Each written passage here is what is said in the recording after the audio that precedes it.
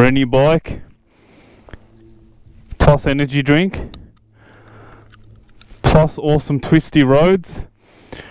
What else can a man ask for? Gluk, gluk, gluk, gluk, gluk. Gluk, gluk, gluk, gluk, gluk. Ah.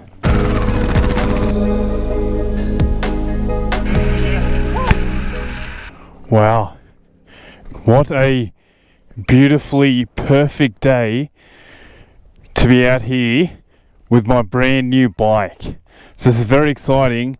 My brand new bike, the 2018 Yamaha MT09.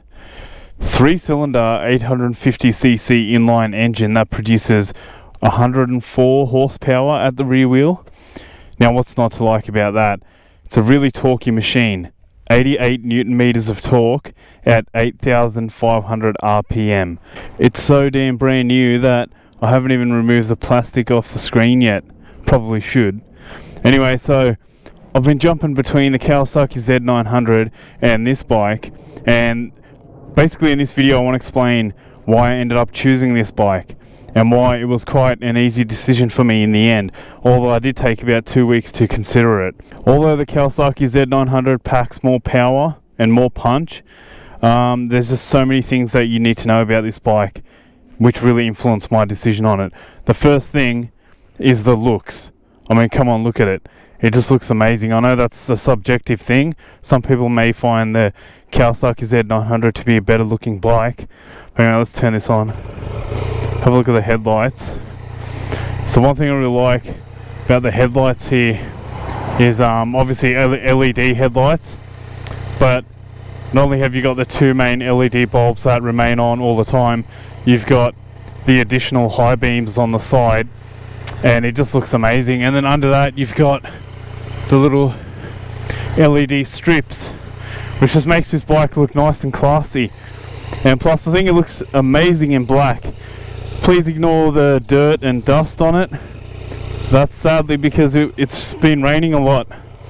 It has been raining a lot here in Sydney over the last week, so this bike didn't get a good introduction to the roads yet. I've done about 294 kilometers on it already in a week, just because it's such a pleasure to ride.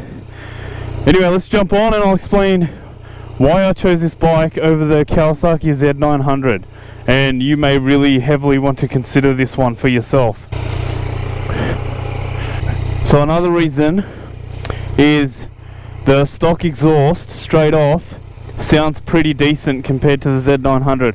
I can't rev this bike too much because it is in the break-in period, but have a listen. Pretty sweet, eh? The third reason is it has a quick shifter, which the Z900 does not have. If you've ever ridden a bike with a quick shifter in it, you'll know what I'm talking about. Basically, if you don't know what a quick shifter is, it's basically what the name says it is. It allows you to quickly shift gears, and the way it does that is it's electronic. It disengages the engine on its own. It senses preeminently when you touch the gear shifter, and hence cuts off the engine, as in basically engaging the clutch. And what that allows is that you don't have to use the clutch and you don't have to roll off the throttle in order to change gears. Literally all I have to do is I literally accelerate with the throttle and just shift up using the gear shifter. And that is just such a fun thing to do, and it's just so damn exciting on this bike. A few other things about the bike: it does have traction control. It's got two levels, level 1 and 2, which just allows it that extra safety and security, which, you know, with a decently powered bike like this, you wouldn't mind. And then it's got several different riding modes: B mode, standard mode, and A mode, in order from weakest to strongest acceleration. So basically what B mode does is it doesn't restrict the torque available, but it delivers the torque in a progressive manner. And standard mode is basically a mix between the two. It's a moderate amount of power, And then you've got A mode, which just gives you all of the power available straight away.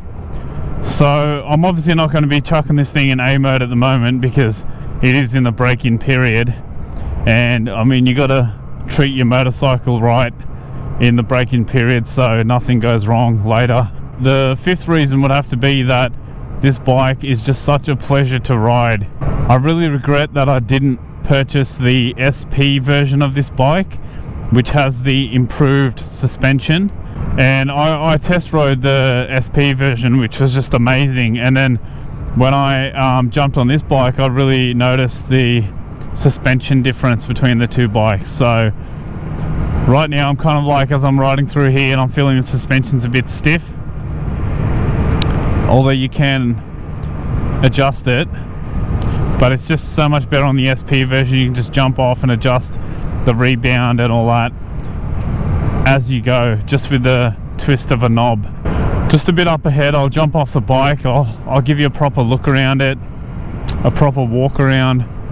You can have a nice look, a few cinematic shots here and there. But yeah, overall, so the 5 reasons I bought this bike over the Kawasaki Z900 is looks.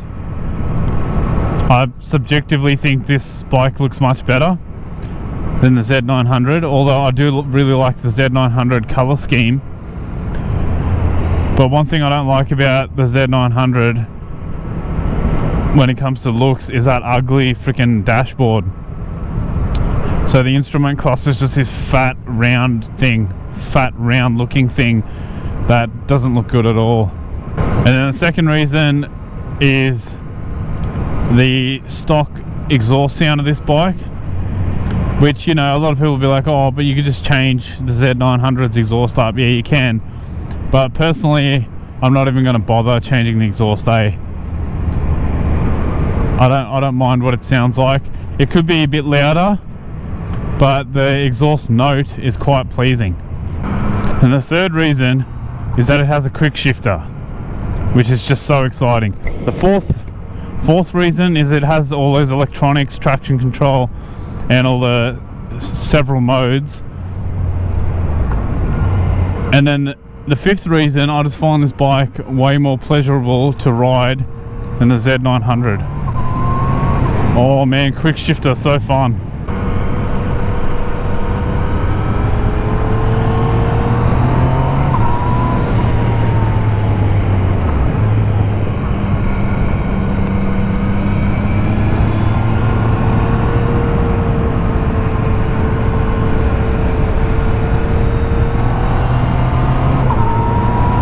As always, never trust what I say. Always have a look at the competition. Test ride both bikes and just do whatever you want at the end of the day. Oh, just remembered, the riding position I much prefer on this thing.